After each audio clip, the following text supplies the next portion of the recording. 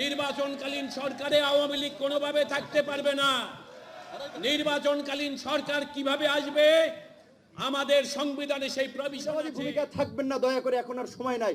আপনি রাস্তায় না নামলেও এই সরকারের পতন দ্রুত সময়ের মধ্যে ঘটবে। কাজে যারা নামবে তারা দেশ জাতি জনগণের দেখবেন কাছে আমাদেরকে ডাকবে, চমক দেখাবে, পত্রিকায় বলা হবে, টেলিভিশনে বলবে।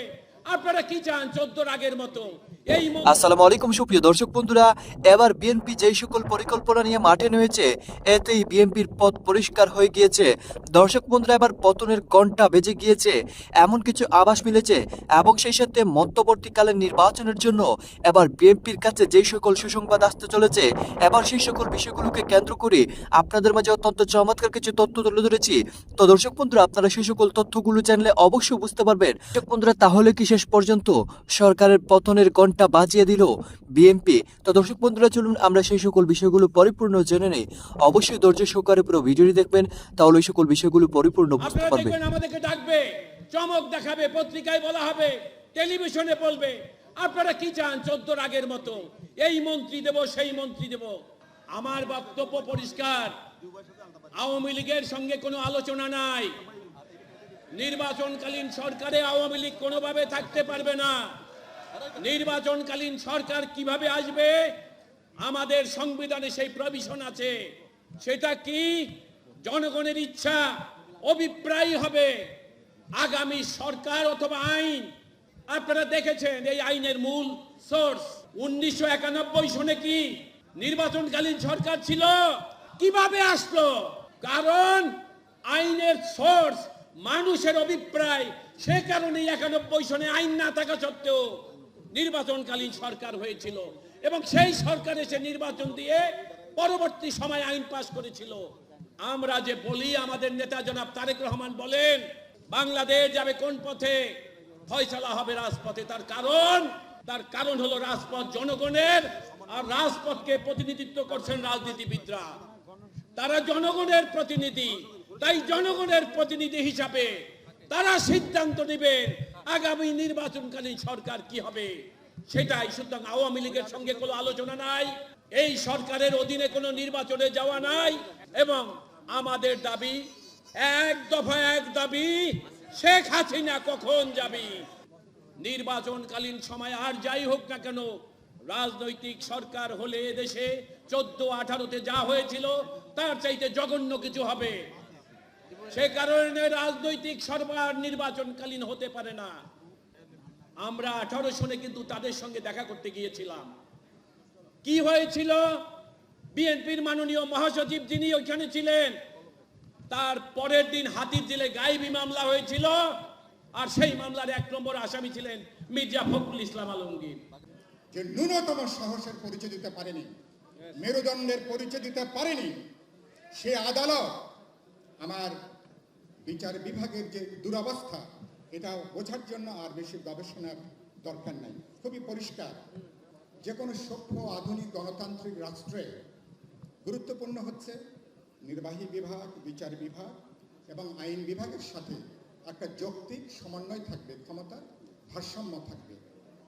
কাগজে কলমে আমার বিচার বিভাগ এখন স্বাধীন, কিন্তু বাস্তবে কি? নির্বাহী বিভাগের কর্তৃত্বে এখন আমার বিচার বিভাগকে নিয়ে যাওয়া হয়েছে। এই যে ভাই প্লিজ, এই যে বিএনপির এবং এই যে লক্ষ লক্ষ প্রতিদিন আপনারা যেভাবে কোর্টের বারান্দায় মিথ্যা মামলায় হাজিরা দিতে দিতে গত 15 বছর ধরে যাচ্ছে, আদালতগুলো কিভাবে চলে? সরকারের রাজনৈতিক ইচ্ছার বাইরে আদালত যে ব্যতিক্রম ছাড়া কোনো রায় দিতে পারে না, অত্যন্ত পরিষ্কার। আমরা 1 দফাতে, বিশেষ করে 31 দফাতে আমরা পরিষ্কার করে বলেছি বিচার বিভাগ কিভাবে চলবে, বিচারপতিদের নিয়োগ কিভাবে হবে, কমিশনগুলো কিভাবে হবে, যাতে এইভাবে মানুষের শেষ আশ্রয় থাকে বিচার বিভাগ। এই সুবিধাবাদী ভূমিকা থাকবেন না, দয়া করে, এখন আর সময় নাই। আপনি রাস্তায় না নামলেও এই সরকারের পতন দ্রুত সময়ের মধ্যে ঘটবে। কাজে যারা নামবে তারা দেশ জাতি জনগণের কাছে হিরো হিসেবে থাকবে। এটা বিএনপি জামাতের আন্দোলন হিসেবে দেখানোর চেষ্টা করছে। আজকে আমরা সমগ্র জনগণ তো আজকে নির্যাতিত, নিপীড়িত, বঞ্চিত, শোষিত, সবাই আজকে মুক্তির জন্য এই আন্দোলন করছি। কাজে এই আন্দোলন আজকে আপনার, আমাদের সকলের। আমি তো বিএনপি করি না। তারেক রহমান একজন মজলুম নেতা হিসেবে খালেদা জিয়ার সাথে যে অন্যায় করা হচ্ছে সেটা নিয়ে আমরা কথা বলেছি। আমরা বিএনপির পদ পদবি হোল্ড করি না, বিএনপির সাথে তো জোটও করি না, যে নির্বাচনী জোট করছি আমরা, কিন্তু যুগপৎ আন্দোলনে আমরা বলছি, আমরা মহাসচিব বা বিএনপির নেতৃত্বে আমরা আন্দোলন করছি এবং এই ফ্যাসিবাদের পতন না হওয়া পর্যন্ত আমরা রাজপথে থাকবো। কারণ এই ফ্যাসিবাদের দ্বারা সবাই নির্যাতিত নিপীড়িত। কাজে আজকে জনগণের মুক্তির জন্য বিএনপির নেতৃত্বে সকলকে রাজপথে নামতে হবে। যারা মান অভিমান করে আছেন, সুবিধাবাদী অবস্থানে আছেন, চেক অ্যান্ড ব্যালেন্স করে যে না বিএনপির সাথে যুগপথে নামলে মামলা দিবে, বাধা দিবে, হামলা করবে, এই সুবিধাবাদ জনগণ কিন্তু চিনে রাখতেছে। আজকে বঙ্গবন্ধুর কন্যা হিসেবে প্রধানমন্ত্রীর প্রতি জনগণ বা এদেশের মানুষ যে সিম্প্যাথি, সহানুভূতি দেখিয়েছে, অবশ্যই দেখানো উচিত ছিল। 81 সালে যখন তিনি দেশে এসেছিলেন দেখিয়েছিলেন। দুর্ভাগ্য আজকে বঙ্গবন্ধুর কন্যা দাবি করে আজকে প্রধানমন্ত্রী শেখ হাসিনা, আজকে জিয়াউর রহমানের ছেলে, সাবেক প্রধানমন্ত্রী, 90-এর স্বৈরাচার বিরোধী আন্দোলনে সেই সময় যদি বেগম খালেদা জিয়া রাজপথে না থাকতো, হয়তো আজকে শেখ হাসিনারও রাজনীতি করার অধিকার থাকতো না। কারণ মিলিটারি শাসন চলতো অনির্দিষ্টকালের জন্য। তার ছেলেকে আজকে দেশে আসতে দিচ্ছে না। এক ছেলেকে তো মেরেই ফেললো, আর একজন বেঁচে আছেন, তাকে নিয়ে এত ভয় আতঙ্ক যে সব জায়গায় বিএনপি জামাত দেখে এবং একটার পর একটা রায়, বিভিন্ন ধরনের নেতিবাচক কর্মকাণ্ডের মাধ্যমে কত ভীত সন্ত্রাস চলে। আজকে টেলিভিশনেও একটা দলের চেয়ারম্যান, আপনারা এখনো স্বীকার করেন যে পাওয়ার পার্টি হিসেবে অপোজিশন পার্টি এখনো বিএনপি, তার বক্তব্য টেলিভিশন পত্রপত্রিকায় প্রচার করা যাচ্ছে না। এই যে কুৎসিত রাষ্ট্র ব্যবস্থা কি হতে পারে, জঘন্য সরকারি পদক্ষেপ আর কি হতে পারে যে অপোজিশন লিডারের বক্তব্য টেলিভিশনে প্রচার করা যাবে না। এখন তিনি ইউটিউবে ভার্চুয়ালি বক্তব্য দেন, সেইটাও বন্ধ করার জন্য নাকি হাইকোর্টের দৃষ্টি দানা হয়েছে। তো হাইকোর্টকে তো আপনারা ক্যাঙ্গারু কোর্টে পরিণত করেছেন, যে আজকে বিচারপতিরা দাবি করছে তারা শপথবদ্ধ রাজনীতিবিদ। আপনার আশ্চর্যজনক বক্তব্য। আরেকজন বিচারপতি তো আরেকটা রাজনৈতিক দলের নিবন্ধন বাতিল করতে চান। তো এই দলকানা দলদাসরা কিভাবে বিচারপতি হয়? সুপ্রিম কোর্ট থেকে আওয়াজ উঠেছে, ইউনাইটেড লয়ার্স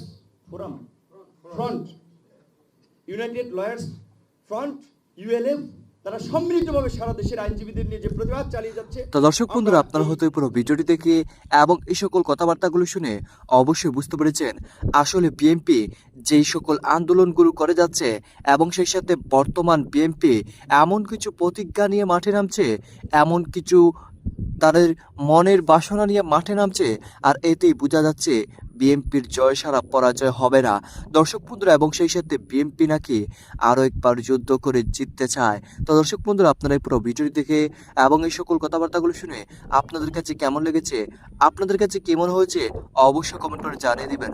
তো দর্শক বন্ধুরা, ভালো থাকুন, সুস্থ থাকুন।